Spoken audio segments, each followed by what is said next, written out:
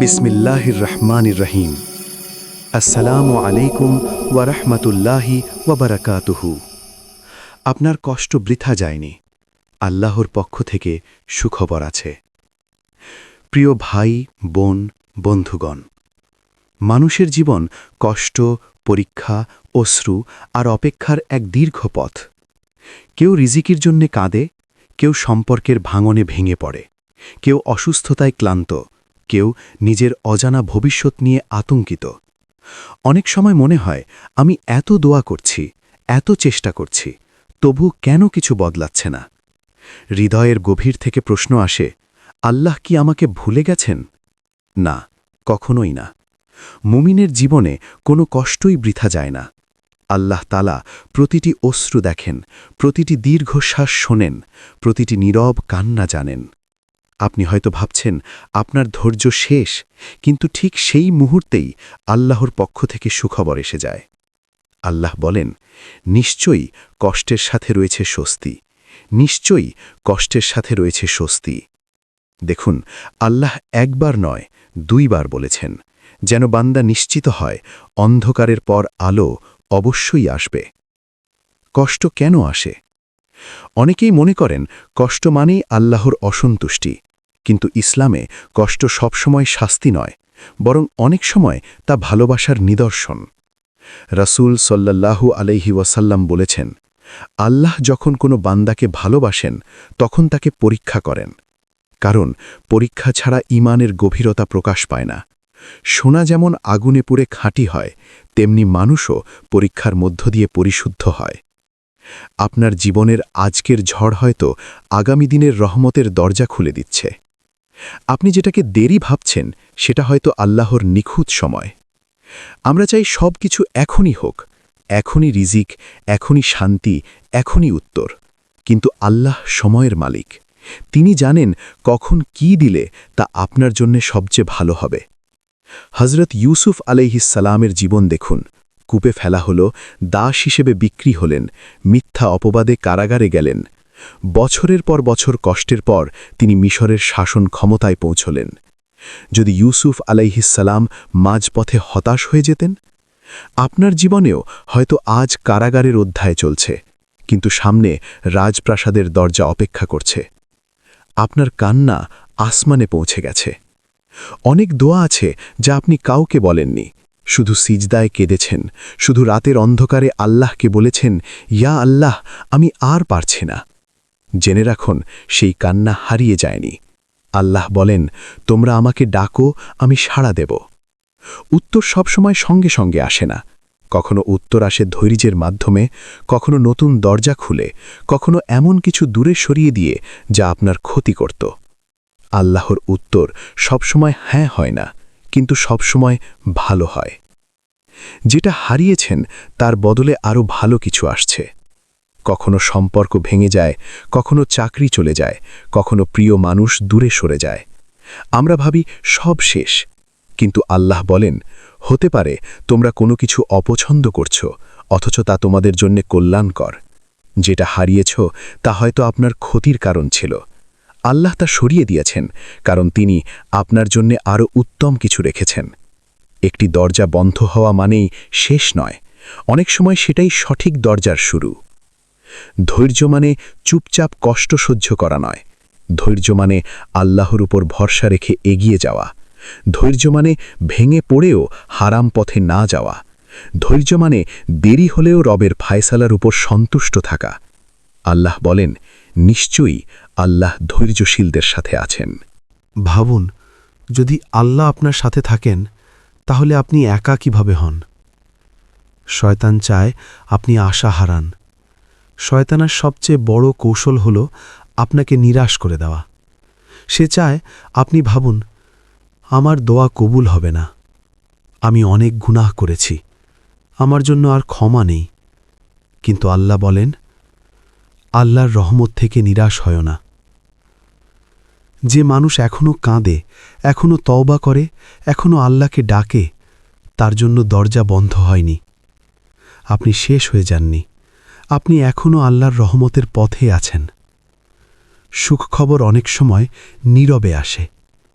আমরা বড় অলৌকিক কিছু আশা করি, কিন্তু অনেক সময় সুখ খবর ছোট ছোট রহমতে আসে। হঠাৎ মনে শান্তি আসে, অপ্রত্যাশিতভাবে রিজিকের দরজা খুলে যায়। একজন ভালো মানুষ জীবনে আসে, একটি দোয়া অদ্ভুতভাবে পূরণ হয়ে যায়, একটি বিপদ অল্পের জন্য এড়িয়ে যায়।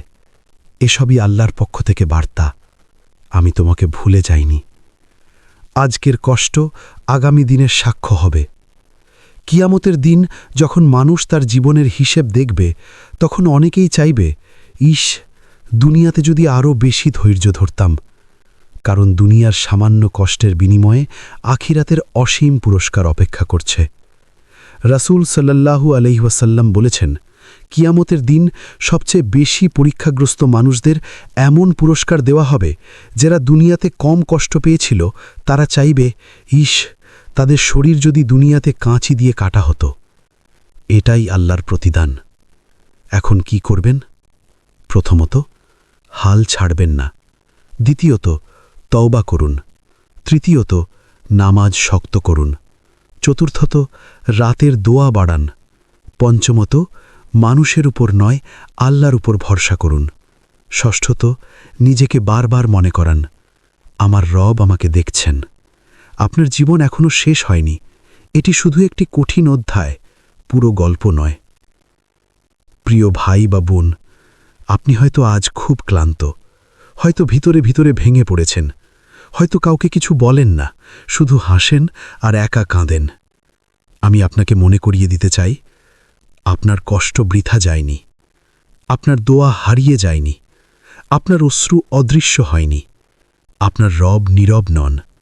আল্লাহর পক্ষ থেকে সুখ খবর আসছে, হয়তো আজ না, কাল না, কিন্তু ঠিক সেই সময়ে যখন আপনি বুঝবেন এই অপেক্ষাটাই ছিল সবচেয়ে সুন্দর রহমত। তাই দাঁড়িয়ে থাকুন, সিজদায় থাকুন, আশায় থাকুন।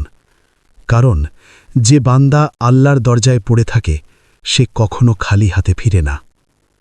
আপনার কষ্ট বৃথা যায়নি, আল্লাহর পক্ষ থেকে সুখ খবর আছে। দ্বিতীয় পর্ব। অনেক সময় আমরা এমন এক পর্যায়ে পৌঁছে যাই যেখানে মুখে কিছু বলার শক্তিও থাকে না। চারপাশে মানুষ থাকে, কিন্তু ভিতরের যুদ্ধটা কেউ দেখে না। আপনি হয়তো প্রতিদিন স্বাভাবিক থাকার অভিনয় করছেন, অথচ রাতের বেলায় একা হলে বুক ভেঙে কান্না আসে। আপনি ভাবেন, আর কত, কবে শেষ হবে এই পরীক্ষা? আমি কি সত্যিই আল্লাহর কাছে গুরুত্বপূর্ণ? এই প্রশ্নগুলো দুর্বল ঈমানের নয়, বরং একটি ক্লান্ত হৃদয়ের আর্তনাদ। আর আল্লাহ সেই আর্তনাদ খুব ভালোভাবেই জানেন। আল্লাহ নীরব থাকেন, কিন্তু অনুপস্থিত নন। অনেক সময় আমরা মনে করি দোয়া করছি, তবুও কোনো উত্তর আসছে না, সব দরজা বন্ধ, সব রাস্তা অন্ধকার। কিন্তু মনে রাখুন, নীরবতা মানেই অনুপস্থিতি নয়। একজন মা যেমন দূর থেকে সন্তানের দিকে তাকিয়ে থাকে, ঠিক তেমনি আল্লাহ তার বান্দার প্রতিটি অবস্থা দেখছেন। তিনি জানেন কখন আপনাকে সাহায্য দিতে হবে, কখন আপনাকে আরও একটু শক্ত হতে হবে, আর কখন আপনার জন্য এমন কিছু সংরক্ষণ করতে হবে যা আপনি কল্পনাও করেননি। হযরত মূসা আলাইহি ওয়াসাল্লাম যখন সমুদ্রের সামনে দাঁড়িয়েছিলেন আর পেছনে ফিরাউনের বাহিনী, তখন সব দিক থেকে মনে হচ্ছিল শেষ। কিন্তু ঠিক সেই মুহূর্তে আল্লাহ সমুদ্রকে পথ বানিয়ে দিলেন। আপনার জীবনেও হয়তো এখন সমুদ্রের সামনে দাঁড়িয়ে থাকার সময় চলছে, কিন্তু আল্লাহ চাইলে অসম্ভব রাস্তা হয়ে যায়। যে দেরি আপনাকে কাঁদাচ্ছে, সেটাই হয়তো আপনাকে বাঁচাচ্ছে। আমরা অনেক কিছু খুব তাড়াতাড়ি চাই। এই চাকরিটা এখনই চাই, এই সম্পর্কটা এখনই চাই, এই সমস্যার সমাধান আজই চাই। কিন্তু আমরা জানি না, যেটা আমরা চাইছি সেটা হয়তো এখনই পেলে আমরা ভেঙে যেতাম। আল্লাহ দেরি করেন কারণ তিনি সব জানেন। একটি বীজ মাটিতে পুঁতে সঙ্গে সঙ্গে ফল পাওয়া যায় না। আগে অন্ধকার, তারপর শিকড়, তারপর অঙ্কুর, তারপর ফল। আপনার দোয়া এখন হয়তো শিকড় গজানোর পর্যায়ে আছে, তাই ধৈর্য ধরুন। আল্লাহ কখনো শুধু কেড়ে নেন না, তিনি বদলে দেন। আপনি হয়তো কাউকে হারিয়েছেন, হয়তো একটি স্বপ্ন ভেঙে গেছে, হয়তো বহু বছরের পরিকল্পনা এক মুহূর্তে শেষ হয়ে গেছে। আপনি মনে করছেন সব শেষ, কিন্তু আল্লাহ যখন কিছু সরিয়ে দেন, তখন তিনি শূন্য রাখেন না, তিনি বদলে দেন। কখনো ঈমান দিয়ে, কখনো হেদায়েত দিয়ে, কখনো এমন একজন মানুষ দিয়ে যে আপনাকে আল্লাহর আরও কাছে নিয়ে যায়। অনেক সময় আমরা মানুষ চাই, কিন্তু আল্লাহ আমাদের রবের সাথে সম্পর্ক ঠিক করে দেন। এটাই সবচেয়ে বড় উপহার। সবচেয়ে অন্ধকার রাতের পরই ফজর আসে। রাত যত গভীর হয়, ফজর তত কাছাকাছি আসে। জীবনের ক্ষেত্রেও তাই। আপনার কষ্ট যদি অনেক গভীর হয়, তাহলে বুঝে নিন আল্লাহর রহমতও খুব কাছেই। শয়তান ঠিক সেই সময় সবচেয়ে বেশি কানে ফিসফিস করে, যখন মুক্তি দরজায় এসে দাঁড়ায়। সে বলে, ছেড়ে দাও, কিছু হবে না, তোমার জন্য আর ভালো কিছু নেই। কিন্তু একজন মুমিন জানে, শেষ মুহূর্ত পর্যন্ত আশা হারানো হারাম, কারণ আল্লাহর পরিকল্পনা মানুষের কল্পনার চেয়ে অনেক বড়। আপনি যাদের হারিয়েছেন, তারা সব হারিয়ে যায়নি। কিছু মানুষ আমাদের জীবন থেকে চলে যায়, কেউ মৃত্যুতে, কেউ দূরত্বে, কেউ বিশ্বাসঘাতকতায়। আমরা ভেঙে যাই, কিন্তু আল্লাহ কখনো কাউকে অকারণে সরান না। কিছু মানুষ ছিল শিক্ষা, কিছু মানুষ ছিল পরীক্ষা, কিছু মানুষ ছিল সাময়িক অধ্যায়। সবাই স্থায়ী হওয়ার জন্য আসে না। কখনো আল্লাহ কাউকে সরিয়ে দেন শুধু এই জন্য যেন আপনি তার দিকে ফিরে আসেন।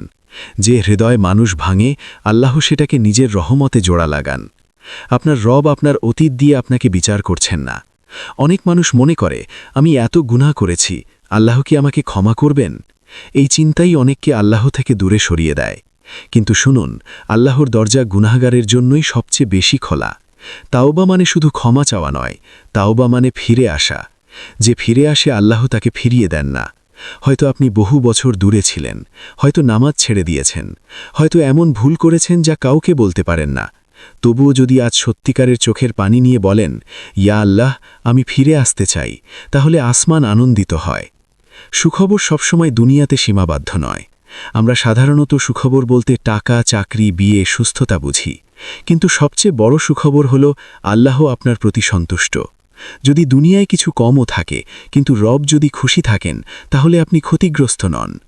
আসল সাফল্য হল জান্নাতের দিকে এগিয়ে যাওয়া। কিছু কষ্ট দুনিয়াতে শেষ হয় না, কারণ তার প্রতিষ্কার আখেরাতের জন্য রেখে দেওয়া হয়।